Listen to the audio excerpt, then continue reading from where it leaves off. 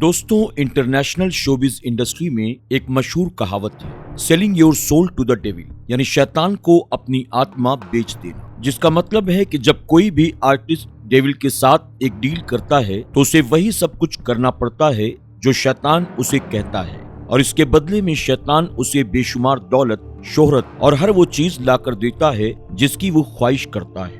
आपको बता दें कि शैतान का मतलब यहाँ ये नहीं है कि डेविल खुद आकर लोगों से बात करे, बल्कि इसका मतलब है कि दुनिया में वो लोग जो किसी मजहब को नहीं मानते हैं, हर मजहब के वो खिलाफ हैं, वो नहीं चाहते कि लोग किसी मजहब को माने। ऐसी ही एक संस्था है इल्यूमिनाती, जिसे साल 1776 में बनाया गया था, और इसका मकसद था लोगों को धर्म से दूर रखना, यानी हर हाल में इंसान को धर्म से दूर कर देना, जिसके बाद ये लोग दुनिया में अपना दबदबा कायम कर सकें, जिसे एक न्यू वर्ल्ड ऑर्डर कहा जाता है। ऐसा करने के लिए ये सीक्रेट सोसाइटीज मशहूर आर्टिस्ट से कांटेक्ट करती हैं। वो उन आर्टिस्ट को ऑफर देते हैं कि अगर वो उनके एजेंडास को लोगों तक पहुंचाएंगे तो इसके बदले में वो इन आर्टिस्ट को शोहरत की ऊंचाइयों तक पहुंचा देंगे। जैसा कि उन आर्टिस्ट के बारे में मीडिया में सबसे ज्यादा चर्चा किया जाएगा, मैगजीन्स में बड़ी बड़ी तस्वीरें छापी जाएंगी और बेशुमार दौलत दी जाएगी। ये सीक्रेट सोसाइटीज ज्यादातर फिल्म इंडस्ट्री के लोगों को टारगेट करती हैं, खासकर वो जिनकी पूरी दुनिया में पहुंच होती है। तो आज मिस्टीरियस नाइट्स इंडिया के इस एपिसोड में हम कुछ ऐसे सेलिब्रिटीज के बारे में बताने वाले हैं जिनके बारे में कहा जाता है कि उन्होंने शैतान के साथ सौदा किया है। तो आइए शुरू करते हैं।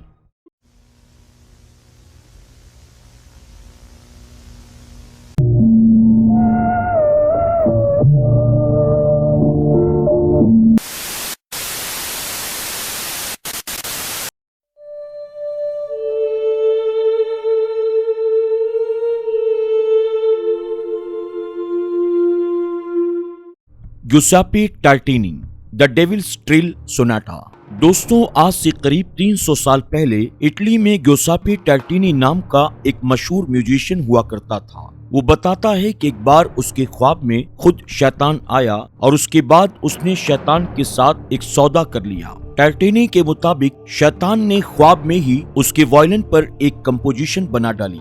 ख्वाब से उठकर फटाफट उसने ये कंपोजिशन लिख ली और बाद में वो इसे परफॉर्म भी किया करता था, और इस कंपोजिशन का नाम था डेविल्स ट्रिल सोनाटा, यानी एक ऐसी कंपोजिशन जो शैतान द्वारा लिखी गई थी। Niccolo पैगनिनी।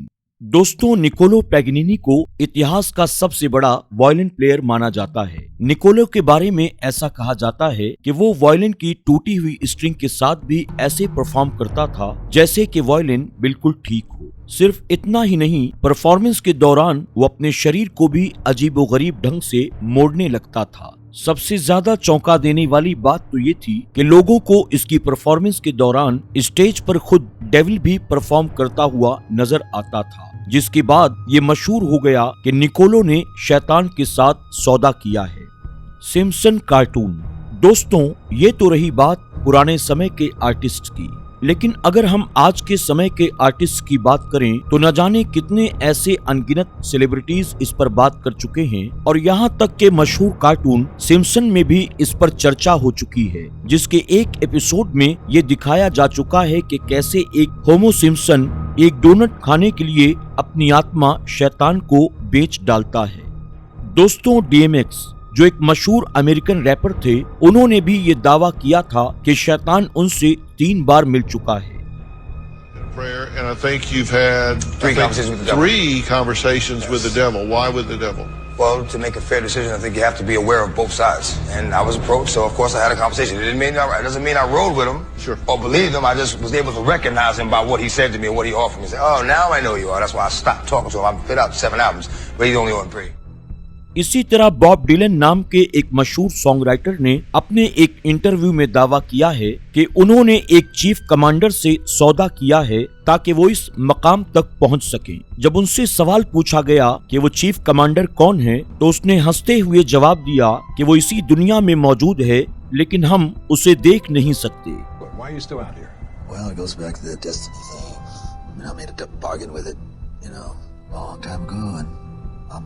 Holding up my hand. What was your bargain?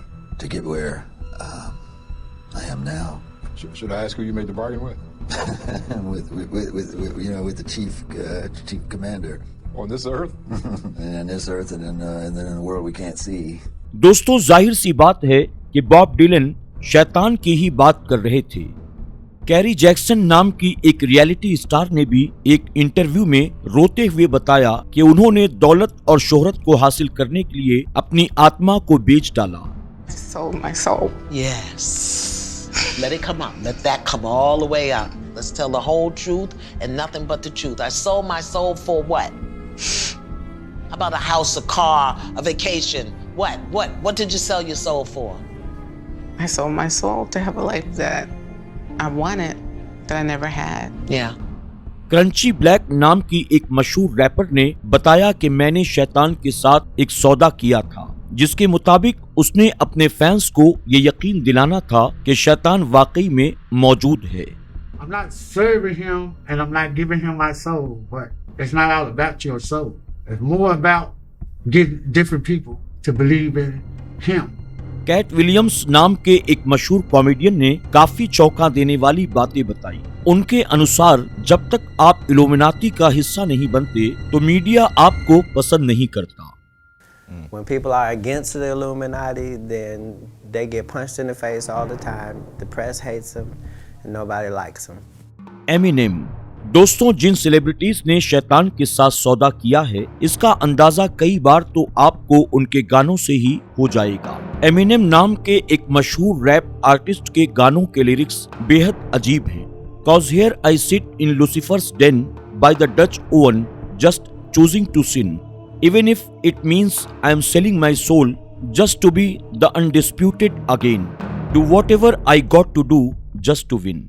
ईसाई धर्म में शैतान को लूसीफर कहा जाता है। यानी एमिनेम का कहना है कि मैं शैतान के पास बैठा हुआ हूँ और पाप कर रहा हूँ। अगर मैं अपनी रूह शैतान को बेच भी रहा हूँ तो वो इसलिए क्योंकि मैं जीतने के लिए कुछ भी कर सकता हूँ। इसी तरह पॉप आर्टिस्ट जस्टिन बीबर की video where are you now में आपको इल्यूमिनाती के कई साइंस देखने को मिलेंगे, जैसे कि एक पिरामिड में एक आंख का होना जिसमें ये खुद खड़ा हुआ है और इसके पीछे ये भी लिखा हुआ है कि लव द डेविल बैक, यानी शैतान को वापस प्यार करो।